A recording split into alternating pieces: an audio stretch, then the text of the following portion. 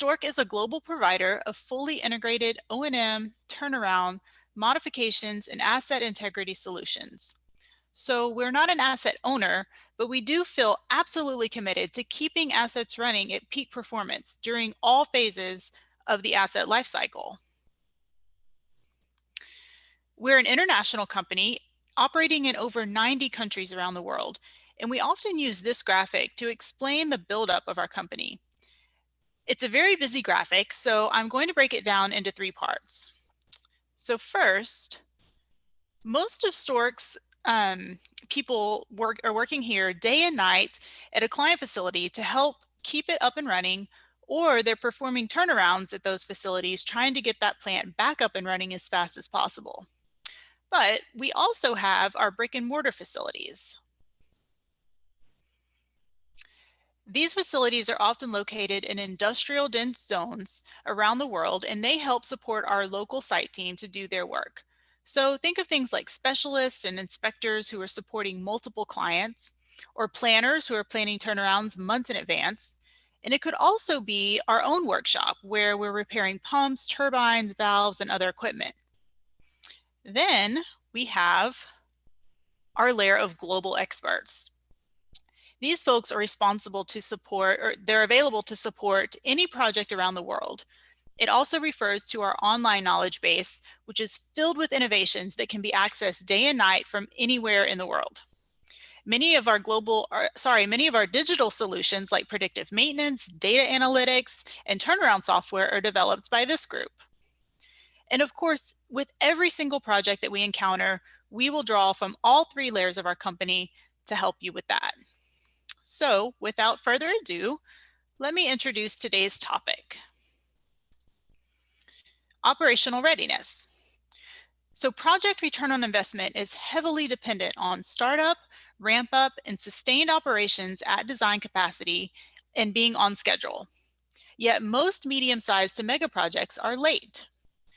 Operational readiness is a major factor in avoiding these common failure modes. So today, we'll present how Stork's UpFRONT Operational Readiness program has helped owners avoid common startup failures, mitigate risks, maximize return on investment, and provide the foundation for consistent design performance throughout the life cycle.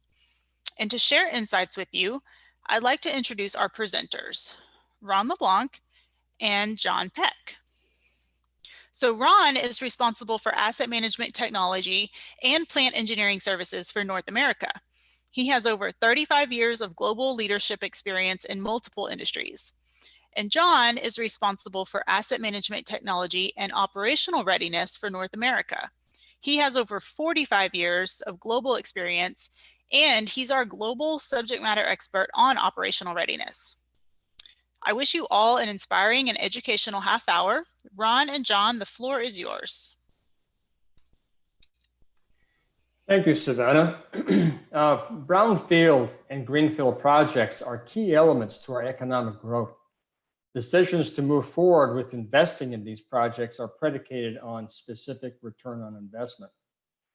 Brownfield and greenfield projects are also an opportunity to build competitive advantage with new technologies, production efficiencies, and product quality.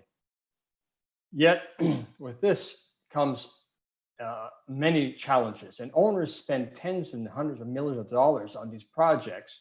But apart from bricks and mortar, so much more is needed to be able to start up and run the facility. Owners need to be operationally ready on so many fronts, and forgetting one can severely impact return on investment. So how does operations readiness impact ROI? Well, ultimately, it will impact the startup, ramp up, and whether design capacity will be sustained. Yet most mega or medium-sized or mega-sized projects are late or struggle to reach design performance levels. Typical startup curve failures include: 1, ramp up to design capacity, but throughput falls off as it can't be sustained. A second is delayed ramp up, eventually reaching design capacity, but delayed. And a third is delayed ramp up and struggle to reach design capacity. At this point, I'd like to have participants poll to collect the experience of the participants on the call. The question is, which startup curve scenario has been most prevalent in your experience? A pop-up will appear on your screen where you can input your response. We'll take a half a minute or so to collect, and system will compile the results. So what is your greatest concern in starting up a new plant? Hiring and training, supply chain and spare parts, processes and procedures, IT and management systems, or is it safety, or all of the above? We'll take a few seconds here for participants to input their answers, and then we'll come back and look at the results. In our experience, these are many of what we see in the field. It's be interesting to see what your experience is with this. So let's give it another few seconds, and we'll close the polling and see what we have. All right, so what we have here, basically most respondents, 88% of participants on this call said all 5 items listed were a concern. And that's consistent with what we see, in addition to many others actually that we see as challenges in starting up a new facility. Going on to the next slide. So the big question becomes, how can you achieve startup and ramp up to full capacity on plan, followed by sustained operation performance at design capacity and at optimal cost? And if you achieve that, you'll get the best ROI. It's not only about getting one element right, it's about implementing a total solution. So based on our solution is UpFRONT program we've created at Fluor and Stork. This was based on decades of experience where we've structured checklists, procedures, and go-bys into 10 modules that we've coined UpFRONT. Here's the graphic that shows all the modules. As the name UpFRONT implies, this is not something you do last minute during construction, let alone the commissioning phase. You have to start a lot earlier. Preferably, you start planning for operational readiness early in the project in parallel with conceptual and detailed design of the physical asset. Activities starting from front-end engineering design and it will continue through commissioning and ensure optimal life cycle asset performance. These services are structured such that they can be tailored to specific needs of each project. So it is designed to develop all the business processes that are required to be in place to safely and effectively operate this new facility upon completion. And it's fully integrated with the EPC activities and aligns all stakeholders within the project team and the owner operations teams. John will now take us through the modules of UpFRONT in a little more detail. John?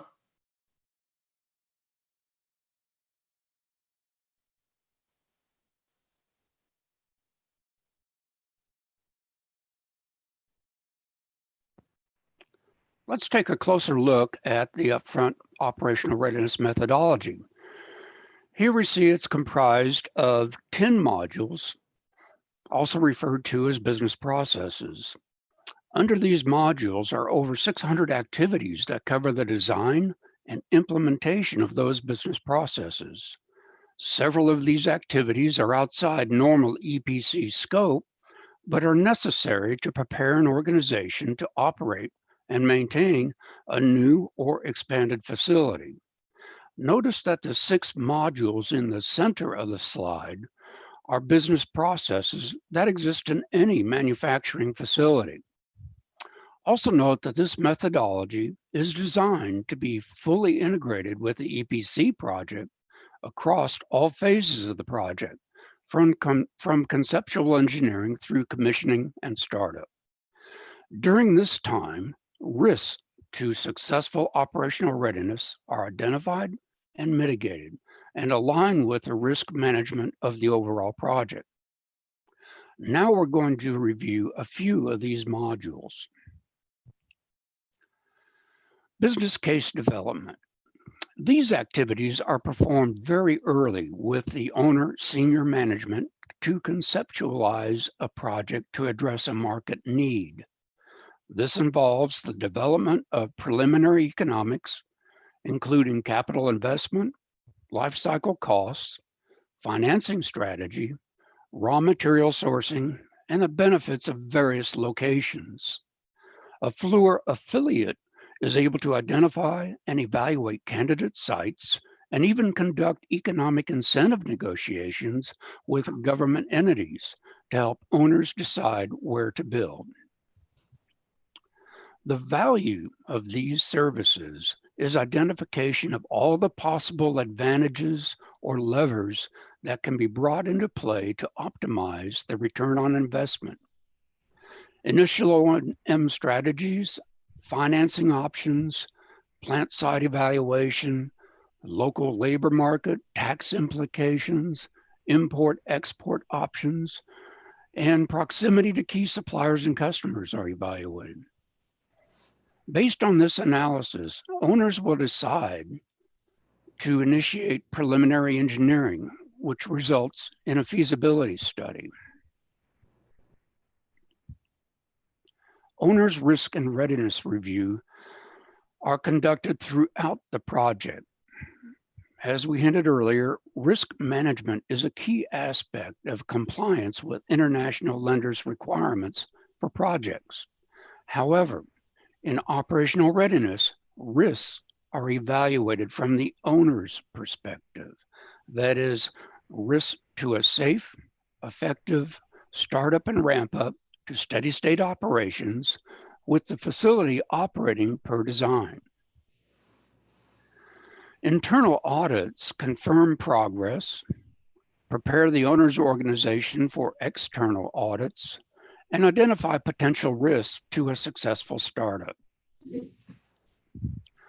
Note that the initial readiness review identifies needed activities, their status, who should perform them, and when should that occur during the project. That becomes the starting point for development of an operational readiness master plan, which I'll address in the next module. So why is that readiness review important? When we guide an owner through all the modules of the operational readiness program, they get a comprehensive view of all the activities that must be addressed, regardless of who will do them. The master planning. So as I said on the previous slide, we use the results of the initial risk and readiness review to take a snapshot of the owner's current preparations for operational readiness. We're looking for gaps and risks. We take those results and create an initial master plan and schedule, which will detail the activities, the responsibilities, the level of effort, and the execution plan for the operational readiness project. This plan is linked to the milestones of the construction master schedule and becomes the basis for reporting and auditing of progress. Now let's look at some more detailed modules. Life cycle design support. And here we define critical safety, operations, and maintenance requirements to confirm during design reviews. Here, input from an operations and maintenance perspective is provided to the design, such as life cycle cost-based decisions for equipment sparing, for example, or alternate ownership options, such as a lease versus purchase decision. We can apply any of several value improving practices to the design, with some examples including logistics lean analyses, mechanical handling studies, value stream maps, and human factors analyses. We work with the owner to establish criteria for making capital spares decisions. We conduct RAM analyses, which is reliability, availability, and maintainability analyses to model the overall availability of a design to assist in decisions for debottlenecking the design, such as installing hot standby equipment procurement of major capital spares, specific maintenance strategies, or even recommending manufacturer maintenance contracts. Standardization decisions are important at this point because we can create frame agreements with suppliers of equipment such as electric distribution equipment, control systems, and pumps, which will be purchased across the project, which can have a big impact on your spares requirements and your training costs. These decisions at an early phase of a project can have a great impact on the overall cost and success of a project. Operational maintenance readiness. Maintenance readiness support begins with the creation of an overall strategy for the development and implementation of the maintenance business process. This strategy includes maintenance organizational design, management procedures, and budgeting process to conform to ISO standards. Reliability-centered maintenance principles are used to determine the optimal strategies to preserve the functionality of the equipment. We emphasize the use of cost-justified predictive and preventive technologies to optimize the total cost of ownership. Based upon the reliability analysis, we identify needed spares and stocking strategies. Data for the asset register, maintenance procedures, and spares are combined and formatted for uploading into the maintenance management software. We decide also what maintenance procedures will be done by the owner's staff and which ones will be outsourced. And this will drive decisions on maintenance training content, maintenance shop equipment, and outsourced services. We also determine what data would be needed to support predictive analytics technology. Operational readiness. Here again, we create an overall strategy for the development and implementation of the business process. Again, this includes the design of the organization, management procedures, the budgeting process, and as with all these business processes, performance measures. We leverage process documentation to identify and develop operating procedures for startup, shutdown, and emergency shutdown, for example. The production quality control process is developed, including control points, action limits, response, sampling points, and customer quality requirements documented to conform to ISO 9000 requirements. We define the role of operations during pre-commissioning and commissioning, which present opportunity for hands-on training of operators and technicians. We identify special tools, instruments, equipment, and consumables, and the corresponding sourcing strategies. It's important to interface with the sales and marketing functions to develop the production planning process. These activities will provide inputs to the information management function for reporting needs, record keeping, and requirements for the manufacturing control systems. Supply chain readiness. Here the focus is the development of the owner's raw materials, spares, and service supplier networks, including the identification and qualification of those suppliers. We develop plans for off-site and on-site logistics, which can present special challenges depending on the process.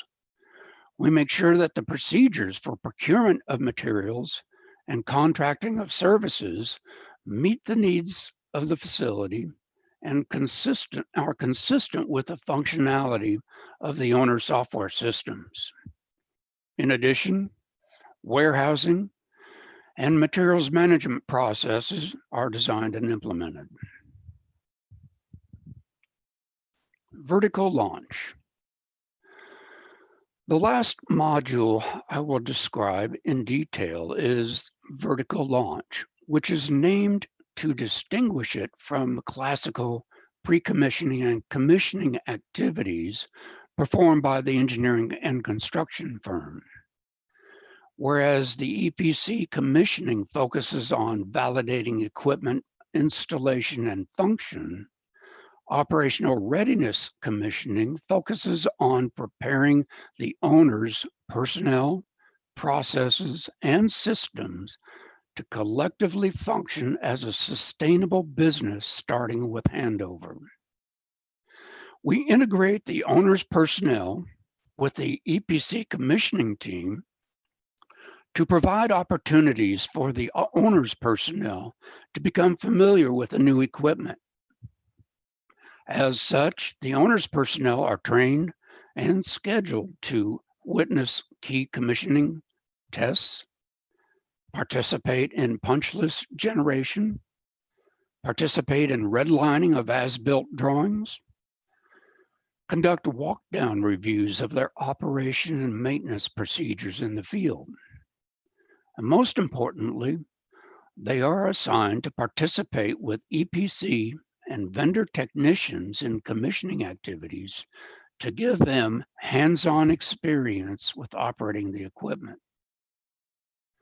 The pre-startup safety review is a comprehensive review of all the preparations of operational readiness to confirm that all the personnel, processes, and systems are in place and ready to function in a safe and effective manner upon handover of the accepted facility. Now let's look at the remaining modules of UpFRONT.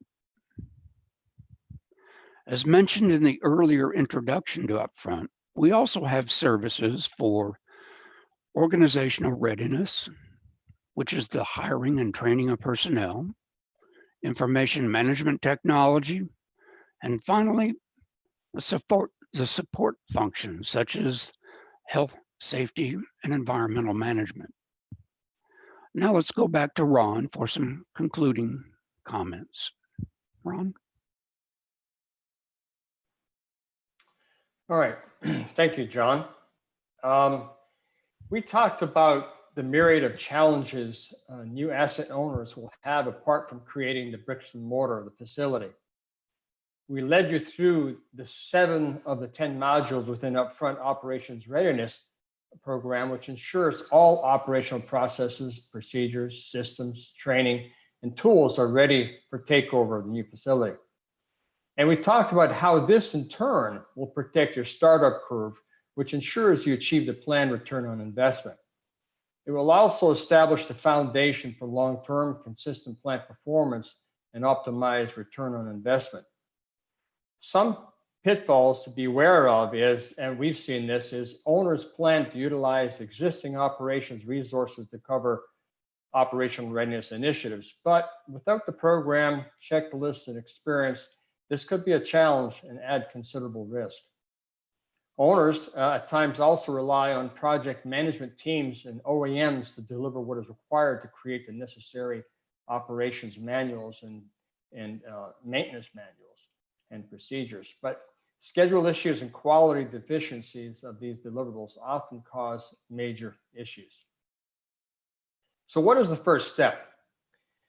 So the first step we highly recommend is an operational readiness assessment workshop to evaluate the completeness of your readiness plan and identify the risks. This can be done remotely or on site. We can also make recommendations to close gaps that will define activities, timelines within the project teams, within operations readiness teams, define the roles and responsibilities, and the critical path items.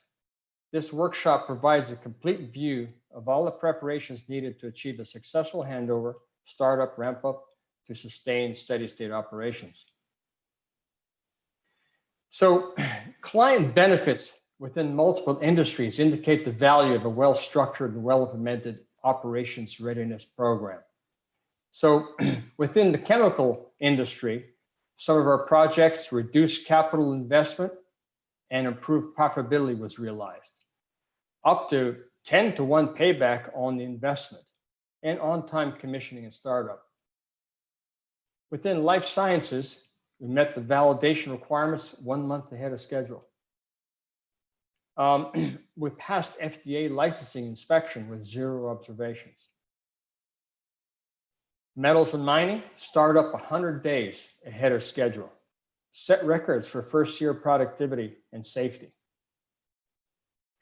General manufacturing mitigated $300 million of project risks, produced first unit ahead of schedule with 0 defects. Refinery, oil and gas refinery, successful, on time, on budget launch, and the investment case performance requirements were met. Plant performance exceeding plan within power, plant performance exceeding plan, and implemented maintenance and reliability program as well. So we'll open it up now for questions from participants, and Savannah will select and read some questions out. Savannah? All right, thanks, Ron. Thanks, John, for this presentation on operational readiness. So we've had a couple questions come in during the presentation, and we have a few minutes left. So I'll go ahead and select some of these for you guys. Let's see. I have a question here. Can you provide services on your maintenance readiness module only? John, you want to take that one? Sure. Quite often we are asked to provide support to clients to owners for maintenance readiness, so it's very common and it can fit easily within the structure of UpFRONT. The key is defining who does what, and quite often owner will ask us to take the lead on the maintenance readiness activities. Okay, thank you. Let's see. I have another question here. We already have an operations readiness team. Can you assist our team? Yeah, John, I'll take that one. Yes, we can. We can assist your teams. And if we do the assessment up front early on, we'll identify the gaps, and ideally we help close those gaps. So yes, we can complement existing teams and help with the execution of the program. Okay, let's see. The next question I see here, what is the difference between commissioning and operations readiness? John, you want to take that? Yes. I explained it a little bit earlier. Commissioning from an EPC perspective, that is the engineering, procurement, and construction firm, are focused on using pre-commissioning and commissioning tasks to make sure that the equipment has been installed properly, is energized, it functions properly, and meets all the design criteria. So the testing is focused on those issues. The operational readiness part of commissioning is integrated with that, in that we train the owner's personnel to participate in all those activities, and thus they benefit from either witnessing or actively participating in those activities to learn how to operate the equipment. Plus, there's that intangible knowledge transfer when they work with the specialists that come in from either the manufacturers or from the construction firm who live with this equipment and have a lot of information that they pass on verbally, or those little tips that they provide to operators when they're walking around and conducting the commissioning activities. So so one is focused on the equipment, the functionality of the equipment, and operational readiness is focused on preparing the owner's staff and organization to be part of that, and as a result, learn as much as possible during that opportunity. Okay, thanks, John. We do have several more questions that came in, but we're running short on time. So I just want to remind everyone that we will be answering all of these questions in the follow-up material. All right, so again, by answering this last question, I will go ahead and conclude this webinar. I hope you've all gained some valuable insight into operational readiness. I know I have. Of course, if you would like to discuss any of this with us directly or with Ron or with John, please reach out. You can leave us a message in the Q&A box where you were entering your questions and just leave us your contact information. And of course, we'll be happy to contact you a little bit later. I'm going to leave the presentation open for just a few more minutes to give everyone time to do that.